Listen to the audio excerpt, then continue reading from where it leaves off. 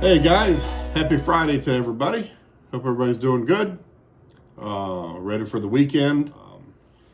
Like I said, I wanted to get back on here and give everybody an updated video on my recent training, how things went for me, and basically explain to you the difficulties of training.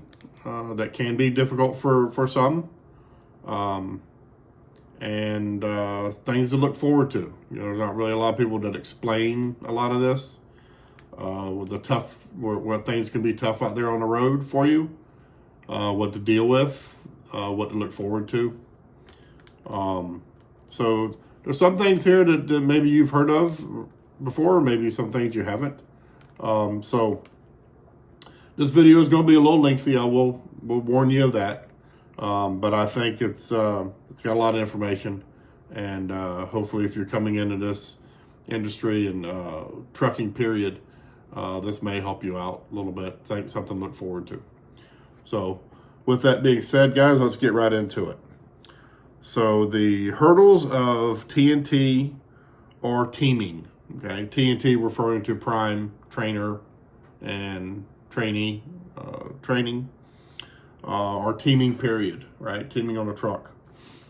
So so first off, we'll start off with what I think is probably the worst part, would be the upper bunk.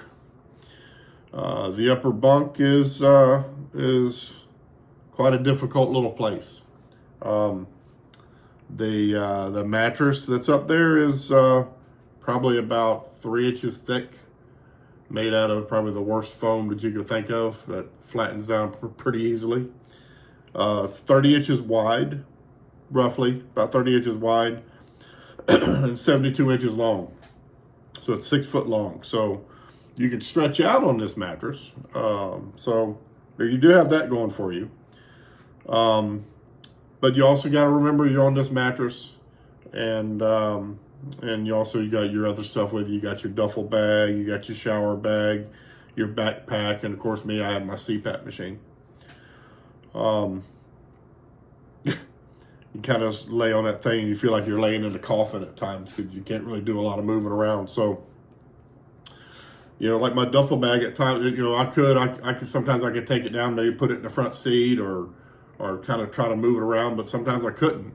So, you know, my duffel bag, which I have right here, you know, duffel bag would be right here with all my stuff in it, and I would put it on the side of the bed and kind of put my legs next to it, right? So not really a lot of room, not really a lot of room to move around there. So at times it would be difficult. So not very comfortable. Get a lot of sore spots, you know, trying to roll, trying to get comfortable wearing this CPAP machine, and, you know, and it can get exhausting at times. The tougher times, I would say, being on the upper bunk would probably be during the day. Like if you're at a ship or a receiver, waiting to be loaded or waiting to be unloaded, or even just waiting in the vicinity, waiting to be called for either loaded or unloaded, and then you're sleeping on the truck during the day. So either you just got done driving or your co-driver just got done driving. So both of you more than likely are going to try to get some rest. So if it's during the day, sun's beating down on the roof of that truck, and you're laying on that bunk, well, the roof of the truck is literally right there, right above you. And it's just radiating heat right on top of you, which is very uncomfortable. And of course, you up there with your machine, CPAP machine on. You got a little bottle of water and whatever else you want to have up there with you. Maybe your phone, something to try to calm yourself down because it's hot. It's hot up there. Or you just uncomfortable, period, because it can create a little anxiety being up there. If you're claustrophobic, you know, you don't think you are, but sometimes you might be. You might have a little bit. Me personally, I do have a little bit of it, so it did bother me a little bit. So that's something to look forward to, if that's a good thing. But let's see here. Make sure, like I said, when you get up there, make sure you have everything with you. You got your your stuff and your headset on if you're going to listen to it without bothering your co-driver, so you can listen to YouTube videos or play video games or whatever, just to pass the time, so you can calm yourself down a little bit and relax a little bit and before you go to sleep.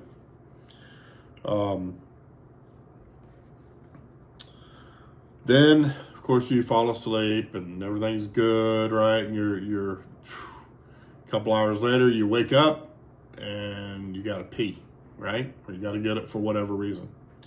Now you got to get up, get all that crap off, put your shoes on, throw your shirt on, climb down the ladder, get off the truck, do your business wherever you got to do that, get back in the truck, sanitize your hands, take your shoes off, climb back to the bunk, take your shirt off, whatever, get comfortable again, put your CPAP machine on. Yes. So it's quite an ordeal. When you think about it, you go, like if you go over to back when you were a kid, you went over to your friend's house to have the sleepover if you had the bunk, the double bunk room, or either had a little tree fort in the back. It's like that's how you kind of feel. It's kind of like it's very confined.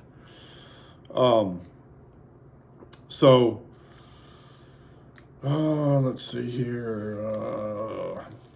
So those are some things that obviously look forward to that can that could raise some anxiety in you having to sleep on that top bunk. For me, I had, it was very difficult for me. The anxiety of it was pretty high for me, and I was really looking forward to getting done. I was daily checking my miles, how many miles I had every day. But as far as the job itself, I was picking it up like great. There was no issues whatsoever. But there's no other way to learn the job rather than being hands-on, right? So you have to be a hands-on type. It's a hands-on type job. So you can't go and read a book and go, okay, I know how to be a truck driver now, or over the road or whatever, and take off. So that's pretty much all I'm going to complain about on the top bunk. So the other situation, as far as being with a team, being on a team truck, is riding in a truck while it's moving, which I had difficulty with also. Unfortunately the roads in the United States are pretty bad. Some of them are under construction, some of them need to be under construction, and they're pretty rough. At times you could be tossed around pretty good, where you're grabbing hold of the safety belts to hold yourself in the bunk. It gets pretty bad out there, pretty rough.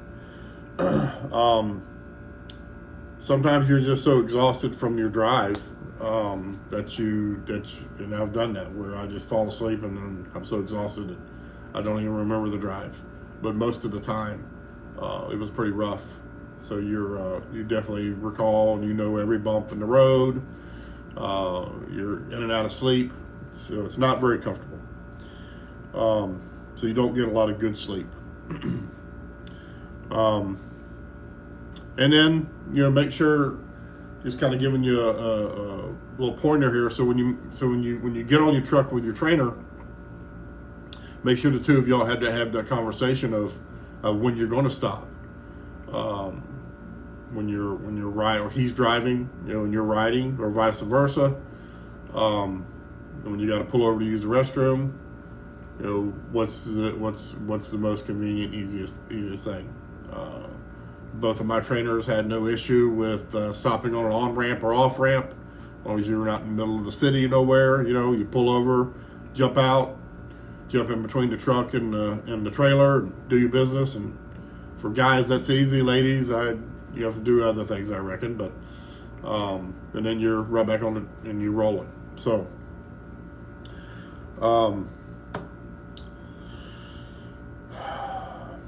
I would say also, guys, just remember this, that you are a visitor on your trainer's truck, okay? So that's their domain, their home. You're 100% a visitor. So when you get on there, remember that. So I would advise you to bring a sheet to lay down on the bed, on their bed, on the bottom bunk, to cover up their mattress and whatnot. And then bring your own sheets and your own blanket, pillow, whatever, to put on top of that stuff. And then when you're done sleeping, spray the area down with Lysol, whatnot, clean it up for them, make the bed, fold your stuff up, put it back, store it up above you. That way you're being respectful to them, leaving the bed clean for them so they can get in there and sleep. So that's pretty much going to end my complaining on the being on the truck and trying to get through training.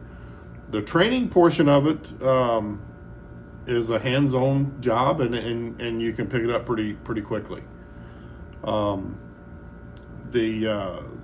lifestyle of a team truck just wasn't for me. It's really difficult being on the truck, being on the upper bunk. The lower bunk was fine, had no issues with that, other than the truck being moving. Had some issues with that. So, but once I get on my own, I don't foresee any issues whatsoever. So, with that being said, just a few things I wanted to offer to you, maybe to help you out a little bit, to kind of keep your footprint a little smaller when you're out here, guys. Try to plan, if you can, get with your trainer and find out how long they're going to be out. That way you can kind of plan for how much stuff you need to bring with you. Try to minimize as much as you possibly can. Bring exactly what you need if you can. So kind of base that off of like first clothes. Base that off of, you're going to shower probably every 2 to 3 days at the most. You don't want to go any further, no longer than that. I mean, you can start getting pretty funky. So base your stay off a 2 or 3 day window, right, of clothing. So bring enough to last. Bring yourself we'll start off with, so bring yourself a dirty clothes bag. I got the one with this, obviously the cinch top, drawstring, cloth style. That way when I go to wash my clothes, I can throw this right in there with my clothes, right? Wash it with them. Get yourself I'm gonna tell you this. I got these things right here off of Amazon. They're called Travel Wise. If you can see that right there, Travel Wise. Got these off of Amazon. They come in different sizes, different packs. I think there was 2 of the large ones like this, and then 2 of the medium ones like this, and then 1 of the small. Pretty inexpensive, but I put all my shorts in here to last for a whole month. Shirts in one, socks, underwear, and it keeps everything organized. Obviously you store all that stuff in your duffel bag.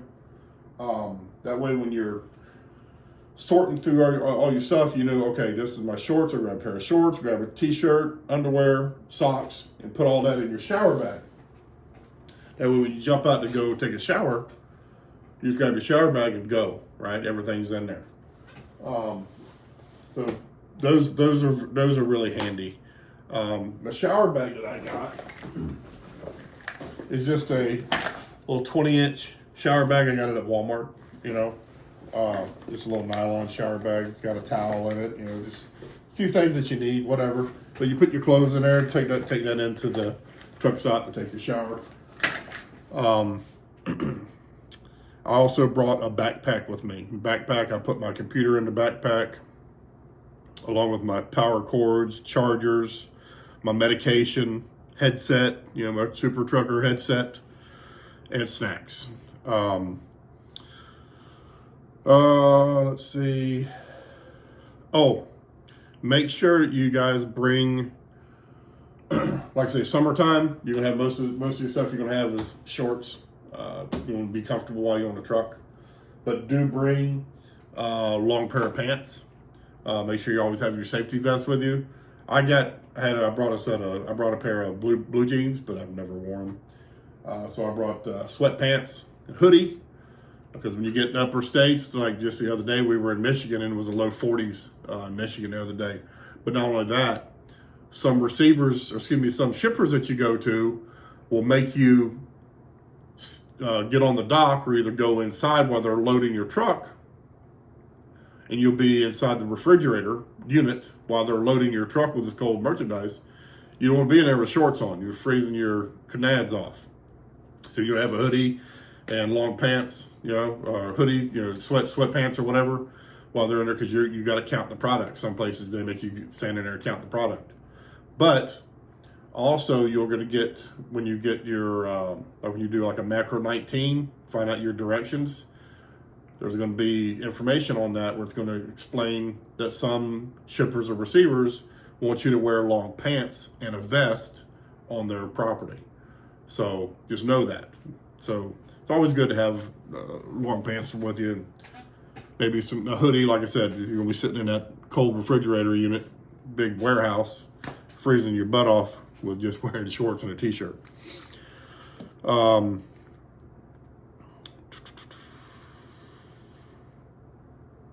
Yeah, I think that's what I got for now. It's going to be a pretty lengthy video, guys. So I want to try to keep it short. Like I said, I just wanted to explain kind of some of the issues that I had. Other than that, everything went pretty good. I've learned a lot. Learned from both trainers. Both of them had two different teaching styles, and I feel pretty confident and pretty ready to go. Pretty ready to go, if that's a saying. And so yeah, looking forward to upgrading, which ought to be next week, not this week, the week after. And yeah, that's pretty much all I got, guys. So want to wish everybody a good weekend. Happy Father's Day coming up for all the fathers out there. And thanks for watching, guys. And give me a thumbs up on the video. It really helps me out. And if anybody had any hard times out there training, want to add comments down below. If you got any questions or something maybe I didn't answer on, or one of these items here that you want some more clarification on, most of the stuff's on Amazon, so it's pretty easy to find. Shoot me a message down there, and that's pretty much all I got, guys. So thank you. I appreciate you.